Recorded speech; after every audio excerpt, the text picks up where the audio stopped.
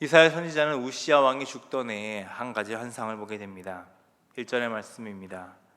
우시야 왕이 죽던 해에 내가 본즉 주께서 높이 들린 보좌에 앉으셨는데 그의 옷자락은 성전에 가득하였고. 이사야 선지자는 지금 하늘 보좌에 앉아 계신 하나님을 보게 됩니다. 하나님께서는 왜 하필 우시야 왕이 죽던 그 해에 이 환상을 이사야 선지자에게 보여주신 걸까요? 지금 이스라엘은 우시야 왕이 죽고 그 왕권이 손자 아하스에게로 옮겨지는 정치적 혼란기 가운데 있습니다. 우시야 왕이 죽던 해라는 것은 단순한 역사적 시점만을 말하는 것이 아니라는 것이죠. 진정한 왕권이 어디에 있는지를 알려주기 위해서 이를 언급하고 계시는 것입니다.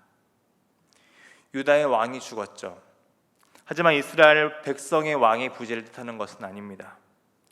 지금 보좌에 앉으신 하나님을 보여주시며 왕권이 이 세상에 있는 것이 아닌 하늘 보좌에 앉으신 하나님께 있다는 것을 분명하게 밝히고 있는 것이죠. 하나님의 백성이라는 것은 그 주권이 하나님께 있음을 인정하는 사람들입니다. 왕은 오직 하나님 한 분이심을 고백하는 사람들이 하나님의 백성이죠. 이스라엘은 지금 정치적 혼란 속에 빠져 있을 때가 아닙니다. 하나님께서 자신들의 왕이심을 깨달아야 할 시기죠. 우리의 왕이신 하나님의 모습이 오늘 본문 말씀에서 어떻게 묘사되고 있습니까? 높이 들린 보좌에 앉아 계십니다.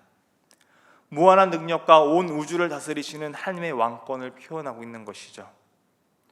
또한 높이 들렸기 때문에 그 어떤 것도 이 보좌를 흔들 수 없습니다.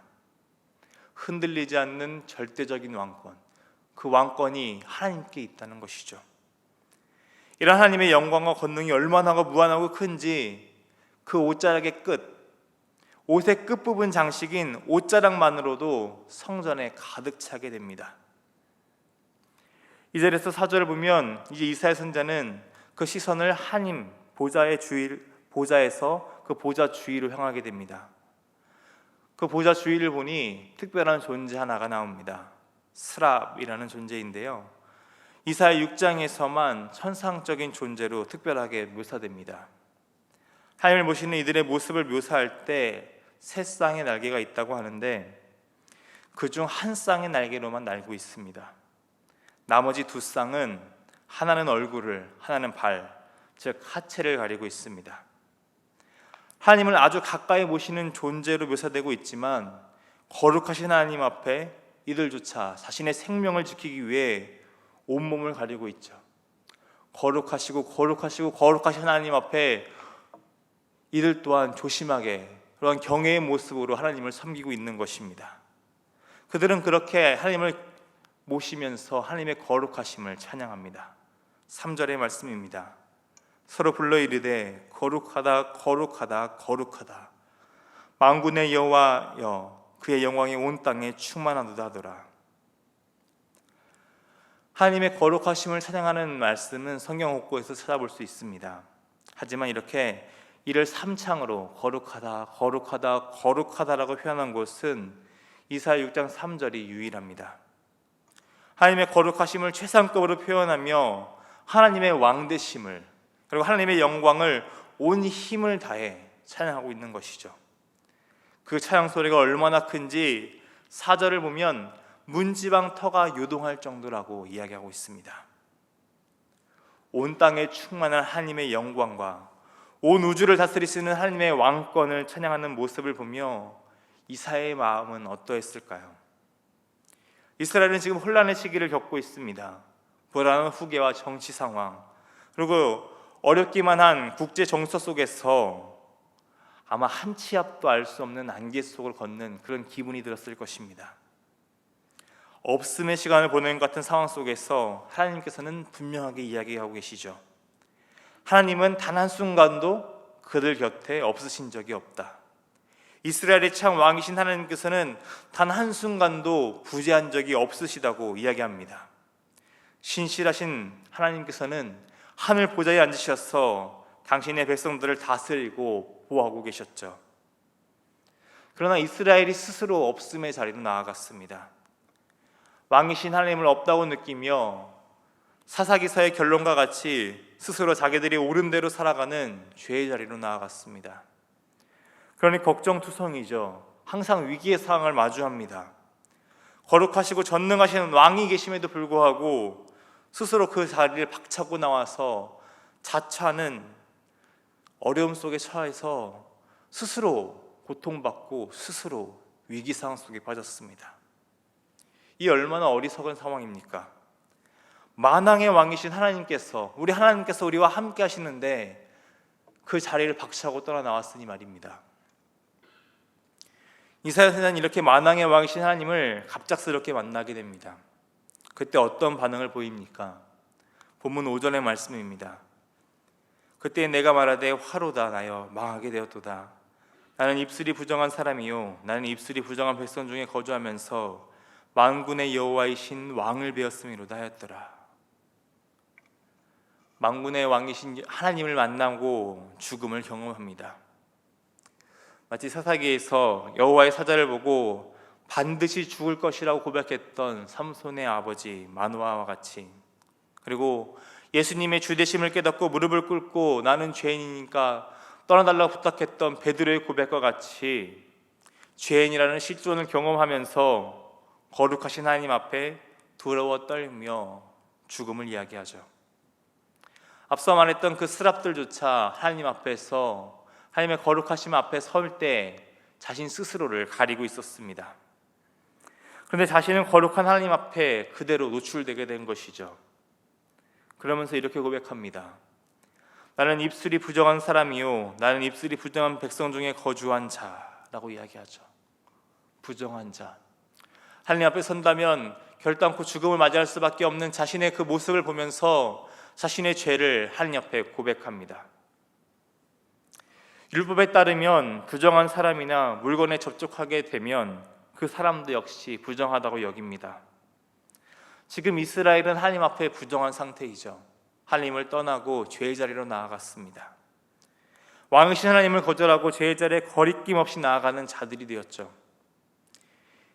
물론 이사야는 그들과 달랐습니다. 하나님 앞에 온전히 나아가며 하나님의 뜻을 온전히 구하고 선포하였던 자였죠. 하지만 이사야 역시 이스라엘 백성 중에 거하며 그들과 함께 살았습니다. 부정한 것들과 함께 있었던 자신의 모습을 보며 그 부정함이 자신에게도 있었다고 고백하는 것이죠. 이사야는 부정함을 인정하며 자신을 백성들과 일치시켰습니다. 자신을 비롯한 백성의 부정함 모두를 하나님 앞에 내려놓는 역할을 하고 있는 것이죠. 이것 단순한 이사야의 재고백을 뜻하는 것이 아닙니다. 이것은 6절 7절의 말씀에서 이루어지는 죄사함의 사건이 개인적인 차원에서 이루어질 뿐만 아니라 공동체적인 죄사함으로 확장될 수 있다는 것을 뜻하는 것입니다. 거룩하신 하나님 앞에 자신의 부정함을 고백하며 하나님의 은총을 구할 때 죽을 수밖에 없던 이사야는 생명을 얻게 됩니다. 다시 말해 죄로 인해 심판받을 수밖에 없는 이스라엘이지만 하나님 앞에 구원받을 수 있는 길이 있다는 것이죠. 자신들의 부정함을 인식하며 거룩하신 하나님 앞에 나와 자신의 죄를 고백하고 돌이키고 하나님의 긍휼을 구한다면 그들 역시 하나님께서 베푸시는 그 죄 사함의 은혜를 누릴 수 있게 된다는 것입니다. 계속해서 말씀은 하나님의 속량의 은혜를 입은 이사야가 어떻게 나아가고 있는지를 묘사하고 있습니다. 이사야는 하나님께서 하늘 어전회의 결과를 전할 사자를 찾는다는 그 이야기를 듣자 선뜻 헌신을 다짐합니다. 8절의 말씀입니다. 내가 또 주의 목소리를 들으니 주께서 이르시되 내가 누구를 보내며 누가 우리를 위하여 갈고 하시니 그때 내가 이르되 내가 여기 있나이다 나를 보내소서 하였더니, 하나님의 말씀 앞에 내가 가서 하나님의 말씀을 전하겠다고 이야기합니다. 추수할 일꾼이 없다고 할 때 내가 추수하겠습니다 하고 나왔던 그 일꾼들과 같이 이사야 스스로 하나님의 말씀을 전하는 사명을 감당하겠다고 고백합니다. 그런데 이사야의 사명은 우리가 일반적으로 생각하는 사명과 사뭇 달랐습니다. 하나님의 말씀을 전하며 그들로 하여금 하나님의 뜻을 깨닫게 하는 것이 예언자의 사명인데 하나님께서는 이렇게 말씀하십니다. 본문 9절과 10절의 말씀입니다. 여호와께서 이르시되 가서 이 백성에게 이르기를 너희가 듣기는 들어도 깨닫지 못할 것이요 보기는 보아도 알지 못하리라 하여 이 백성의 마음을 둔하게 하며 그들의 귀가 막히고 그들의 눈이 감기게 하라. 염려하건대 그들이 눈으로 보고 귀로 듣고 마음으로 깨닫고 다시 돌아와 고침을 받을까 하노라 하시기로. 선뜻 이해가 되지 않는 명령을 하십니다. 왜 하나님께서는 이스라엘로 하여금 이렇게 완악한 모습을 가지게 하시는 걸까요? 회개의 기회조차 주지 않는 것은 너무하지 않는가라고 생각할 수 있습니다. 하지만 이것은 하나님께서 이스라엘의 가식적인 회개 혹은 면피적인 회개를 막기 위해서 이렇게 말씀하시는 것입니다.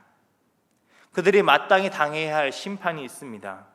그 심판을 잠시 피하기 위해서 회개하는 척, 잠시 돌이킨 척 그런 모습을 하지 못하기 위해서 하나님께서는 그들의 마음을 완악하게 하시죠. 잠시 그 심판을 피하기 위해 인간의 간교함을 사용하지 못하도록 하기 위해서 하나님은 이를 막으십니다. 만약 이것 때문에 진정한 회개의 기회를 놓친다면 얼마나 안타까운 상황입니까? 진정한 회개의 기회를 놓치는 것이 더욱 문제이기 때문에 하나님께서는 이스라엘을 완악하게 하십니다. 죄의 문제를 조금이라도 방치하는 것보다 확실하게 그 죄에 대해 심판을 받고 새롭게 하시는 것이 지금 이스라엘에겐 필요합니다. 그렇기 때문에 하나님께서는 어렵지만 반드시 필요한 일에 헌신하고자 이사야를 부르십니다. 그 일을 이사야에게 맡기시죠. 그러나 이 심판 가운데도 희망은 있습니다. 죄로 인해 황폐해지고 철저한 심판을 받는 중에도 아직 구루터기가 남아있다고 말씀하십니다. 본문 13절의 말씀입니다.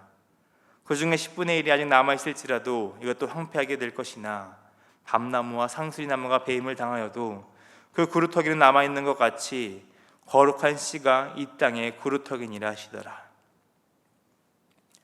이사야 선지자처럼 자신의 죄에 대해 인정하고 철저한 회개를 통해 돌이키는 자들은 하나님의 긍휼과 하나님의 구원하시는 그 역사를 경험할 것입니다. 배인 나무 구루터기에서 싹이 돋아 새 생명을 이루듯 죄로 인해 멸망을 당했지만 그 죄를 인정하고 다시 거룩하신 하나님을 닮아 하나님의 백성의 삶을 살기 원하는 자들로 하여금 하나님께서는 새로운 역사를 이루어 가시겠다고 약속하십니다. 오늘 우리는 우리의 왕이시며 거룩하신 하나님 앞에 나아갈 때에 어떤 모습으로 나아가야 할지를 생각해 보시기를 바랍니다. 바라기는 마음의 화인마저 외식함으로 거짓된 모습으로 나아가는 그런 모습들이 우리 가운데 없기를 소망합니다. 이사야 선지자와 같이 죄인인 우리의 모습을 인정하며 하나님의 긍휼을 구하며 나아가는 우리 모두가 되기를 소망합니다. 우리를 이롭다 하시며 새 사람을 허락하시는 예수님의 보혈을 의지하며 나아갑시다. 그럴 때 하나님께서는 우리를 거룩한 씨, 구루터기로서 이 시대에 우리를 사용하실 것입니다. 오늘 우리 모두가 진정한 회개의 자리로 나아가 우리를 새롭게 하시며 살리시는 하나님의 생명과 구원을 누리는 믿음의 사람들로 서는 은혜가 오늘 우리 가운데 있기를 소망합니다. 기도하겠습니다. 거룩하신 하나님 아버지, 언제나 변함없이 우리와 함께 하시며 우리를 인도하시는 하나님 아버지의 사랑에 감사를 드립니다. 그러나 주님, 우리의 왕이신 하나님을 영원한 채 우리가 왕의 자리에 올라 죄를 향해 나아가는 우리의 연약함이 자꾸 드러나고는 합니다. 이 시간 왕이신 하나님 앞에 자복하며 나아가오니 우리의 죄를 용서하여 주옵소서. 우리를 정결케 하시는 하나님의 자비를 구하오니 죄 사함의 은혜를 입게 하옵소서. 지금 잠시의 회피가 아닌 진정한 회개로 나아가고자 합니다. 거룩하신 하나님의 백성의 삶을 온전히 살기 원하오니 이 시간 우리 가운데 회복의 은혜를 더하여 주옵소서. 사랑이 많으신 우리 주님 예수님의 이름으로 기도드립니다. 아멘.